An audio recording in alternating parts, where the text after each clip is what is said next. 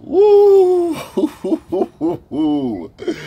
Oh my goodness. What's up, Rich Squad? Welcome back to the channel. It's your boy Dominic Rich. Who could have predicted this, man? The UEFA Nations League, the competition everyone is saying is dead, no one is interested in. You're lying, you're lying. This competition is hot as fuck. It's hot, it's hot. I did not predict this. I did not predict this, man. League A, Group 1, Netherlands versus Germany. Guys, we know who Germany is.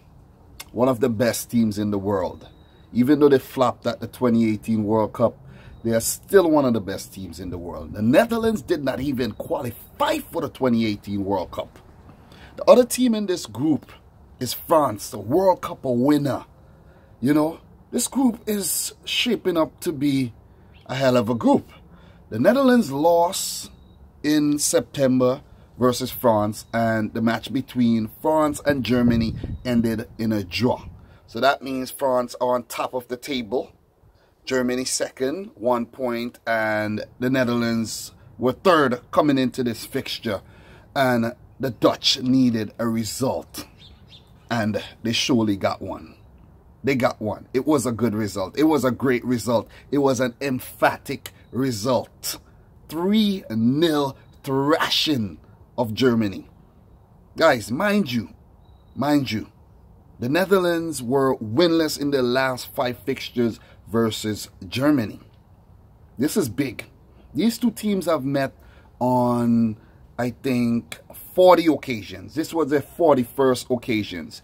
Now, Netherlands has 11 wins, 15 games has ended in a draw, and Germany has 15 wins. These matches date back all the way, you know, 1910, around those times. So these two countries, you know, they have a very rich history, which goes back a very, very long way. World Cup finals and all. So it was a contest to look forward to.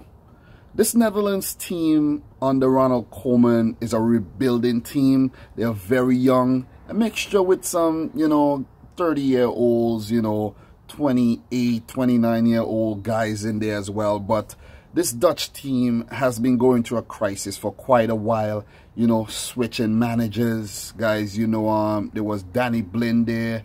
There was, I can't remember the guy who was at the helm last. I can't remember his name right now. But then Ronald Koeman took over, and, you know, he is embarking on a project with this young Netherlands team for Euro 2020 and the 2022 World Cup, and they look like they are on track.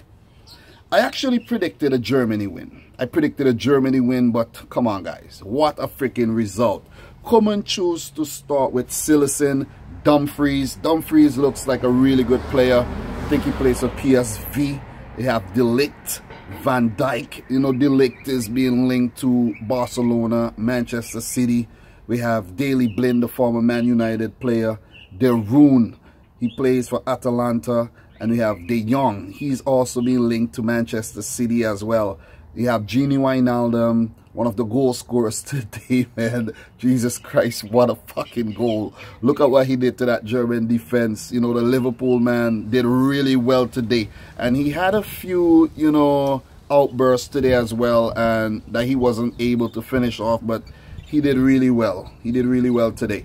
We had Memphis Depay, man. That guy pulled out the party tricks today, and he was one of the goal scorers as well. Van Dijk was a scorer of the first goal, let me mention that. But Depay, man, he pulled out the party tricks today. But I do think that he is still lacking in his end product.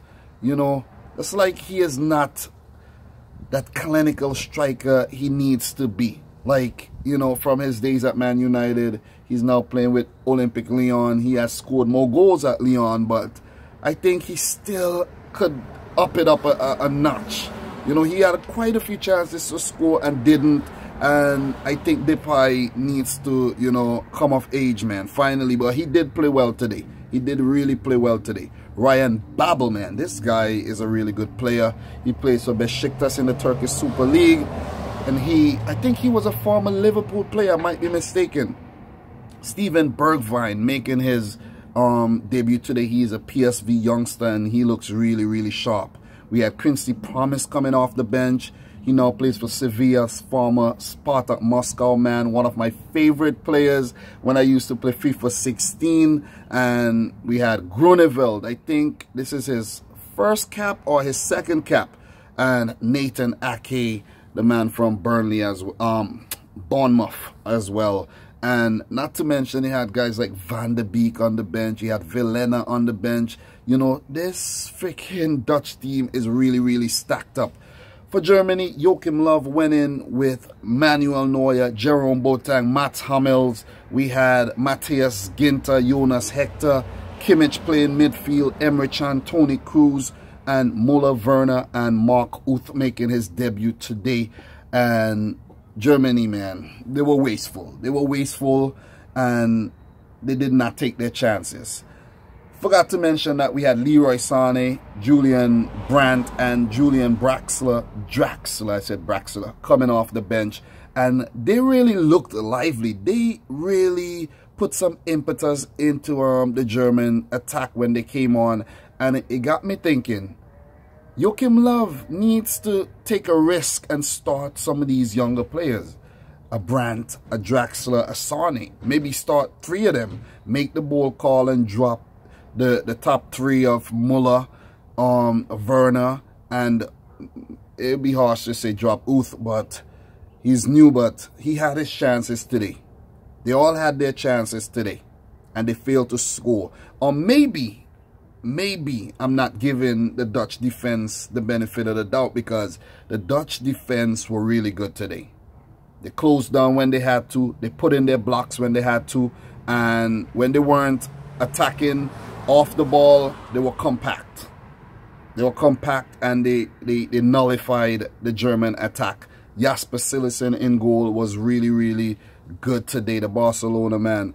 So it's a comprehensive victory by the Netherlands. And not that they bossed the possession, it's just that Germany were caught out. You know, for the first goal, we saw Ryan Babel, you know, out jumping the Germans to hit the post, and no one was there to clean up after the ball rebounded, and Van Dijk was there to put it in. And the second goal, it was a counter-attack. You know, the German defense was caught out. Remember what happened during the World Cup versus South Korea?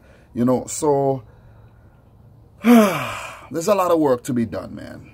There's a lot of big calls need to be made. A lot of big decisions need to be made by Joachim Löw. Players, maybe, who knows, Jerome Boateng and Hummels and these guys, maybe, who knows, maybe they're tired.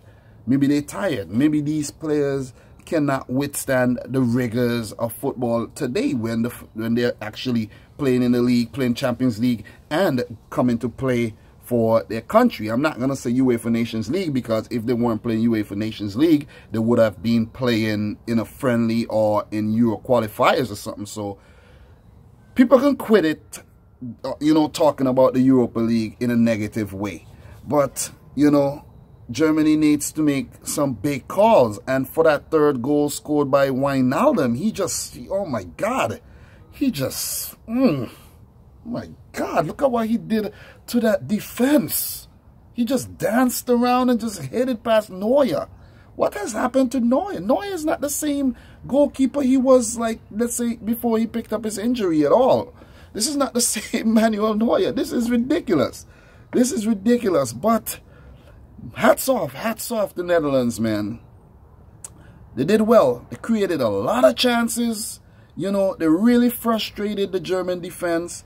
And they punished them when they, you know, they had, you know, when they could. They really, really punished them. 3-0. That's a convincing victory. You know, now this group is really, really set up nicely. We have an October 16th fixture between France and Germany. Oh my goodness, man. Things are not looking good for Germany at all. If they lose this match, they could be staring down the face of relegation. It's still early. It's still early because, you know, if France defeats the Netherlands next month, you know, and then Germany has to play the Netherlands again, you know, the group is shaping up pretty well. It's shaping up pretty well. If France and Germany draws their game, you know, we would see France go to 5 points, the Netherlands on 3, and Germany on 2, going into their final matches. No, is it their final matches? No. Germany will have 1 game, yes, and France will have 1, but the Netherlands will actually have 2 matches left, because they have to play France again and they have to play Germany again. So this win is working in Netherlands' favor, because if they continue winning, they could actually top the group and go to the finals. Who knows? Could we see a Dutch resurgence and they actually go on to win the UEFA Nations League, because they look damn good today. They look, I was impressed.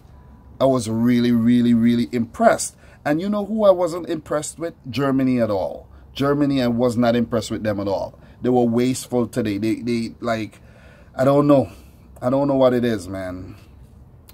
I don't know what it is. They need a goal scorer. They're lacking a goal scorer.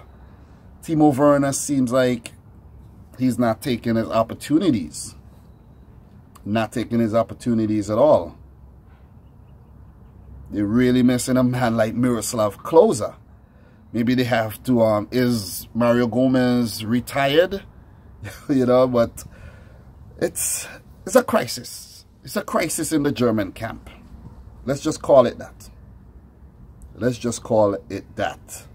Guys, let me know who you think Germany should call up to fix their woes. Let me know in the comment section down below. But this has been a very convincing victory by the Dutch team, and you know, their rebuilding project seems like it's going in the positive direction. But it was a really exciting game, man. Germany blown away. You know, I must go and do my live stream right now.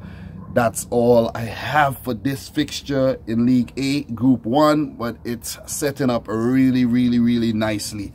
France versus Germany. Oh, man, it is hard to call, but the way it's looking right now, it seems like France has the upper hand.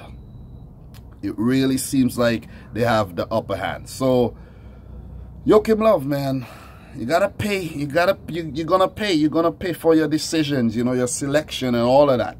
It all boils down to these things. You're gonna pay, you know. But congratulations to the Clockwork Orange, the Dutch, and Ronald Koeman. You know, just keep pushing forward. I really underestimated the team coming into this match. I predicted a German win. Like, god damn, they should have won this game.